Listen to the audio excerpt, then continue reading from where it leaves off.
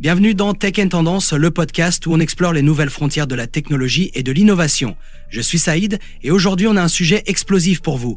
Nous allons parler d'un événement qui a littéralement secoué l'industrie de l'intelligence artificielle et on ne parle pas de n'importe quelle entreprise, mais d'un petit David face à Goliath.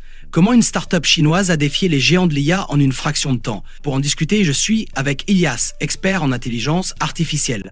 Salut Ilias, comment ça va? Salut Saïd, je vais très bien, merci. Et toi? Super, merci. Alors, accrochez-vous bien, car aujourd'hui on plonge dans une histoire fascinante qui met en lumière un jeune entrepreneur chinois, Liang Wenfeng, et sa start-up DeepSeek, un nom que beaucoup de gens, en dehors du monde technologique, ne connaissent peut-être pas encore. Mais croyez-moi, après ce podcast, vous vous en souviendrez. Exactement. DeepSeek a fait une entrée fracassante sur la scène mondiale de l'IA.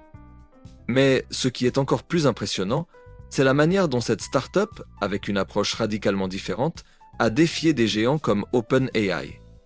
Je pense que ce qu'ils ont accompli en si peu de temps mérite toute notre attention. Carrément. Pour commencer, laisse-moi poser la question, qui est ce Liang Wenfeng? Un entrepreneur sans grande réputation, mais qui a commencé à faire des vagues en, disons, défiant l'industrie technologique américaine. Et là, on parle de OpenAI, le créateur de ChatGPT, l'un des plus grands noms dans le domaine de l'IA. Alors, comment a-t-il pu se retrouver en compétition avec eux? Liang, c'est un peu l'archétype de l'entrepreneur visionnaire. Il n'a pas suivi la voie traditionnelle. C'est un prodige des mathématiques qui, depuis ses années d'université, a toujours eu cette obsession de comprendre les systèmes complexes et comment les données pouvaient se transformer en atouts financiers. Et en 2019, il a commencé à acheter des puces Nvidia en masse. Beaucoup ne comprenaient pas pourquoi il investissait autant dans ses composants. Mais au final, cela s'est révélé être un génie stratégique. C'est fou, non? Parce qu'au début, beaucoup de gens se sont dit « Mais pourquoi acheter autant de puces ?» Et bien sûr, à l'époque, OpenAI faisait son grand show avec ChatGPT et ses millions de données traitées sur des superordinateurs géants, mais Liang, lui, a fait quelque chose de bien plus subtil. Au lieu de suivre la route traditionnelle, il a choisi une approche plus efficace, plus économique. Oui, et c'est là que ça devient intéressant.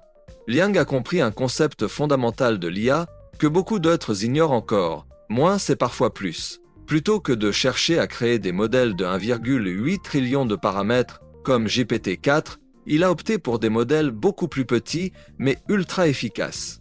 Son modèle V3 a 660 et 11 milliards de paramètres, une fraction de la taille de GPT-4. Mais il a été formé avec beaucoup moins de ressources, à un coût dérisoire. C'est incroyable, vraiment. Et vous savez quoi, ce qui m'épate encore plus, c'est que DeepSeek a lancé son R, un modèle d'IA qui, selon eux, rivalise avec les derniers modèles d'OpenAI. Et tenez-vous bien, c'est gratuit. Oui, gratuit. Ça veut dire que tout le monde, littéralement tout le monde, peut accéder à une technologie de pointe sans dépenser une fortune. Cela a créé un vrai choc dans l'industrie. Exactement, ça secouait tout le marché, parce qu'historiquement, on pensait qu'il fallait des puissantes fermes de serveurs, des centaines de milliers de puces et des budgets colossaux pour entraîner de grands modèles d'IA. Mais DeepSeek a démontré que ça ne doit pas nécessairement être le cas. En utilisant des approches intelligentes comme le modèle Mixture of Experts, où chaque expert est spécialisé dans une tâche bien précise, ils arrivent à produire des résultats époustouflants avec des ressources relativement faibles, et tout ça avec des modèles qui sont open source et accessibles à tous. C'est un changement de paradigme, non? On avait toujours cru qu'il fallait des ressources colossales pour dominer l'IA. Mais voilà qu'une petite entreprise chinoise, avec une approche innovante, se dresse face aux géants. Ça fait réfléchir, surtout quand on voit la réaction des géants de la tech. L'industrie américaine a pris un sacré coup, non? Oh oui, c'est là que ça devient fascinant. Nvidia, par exemple, a perdu des milliards en un seul jour, tout ça à cause de ce coup de force de DeepSeek. Et cela fait écho à une réalité plus large. La guerre technologique entre les États-Unis et la Chine est plus intense que jamais. Les restrictions américaines sur les puces Nvidia destinées à la Chine n'ont pas empêché Liang de trouver des solutions créatives. Et voilà où cela les a menés. Un modèle d'IA qui surpasse en performance de nombreux modèles coûteux et qui a le potentiel de révolutionner l'accès à la technologie. On ne peut pas ignorer l'éléphant dans la pièce non plus. Cette compétition féroce entre les États-Unis et la Chine dans le domaine de l'IA. Mais cela ouvre aussi une question fascinante. Avec des talents locaux et des investissements dans l'éducation, la Chine semble avoir une longueur d'avance.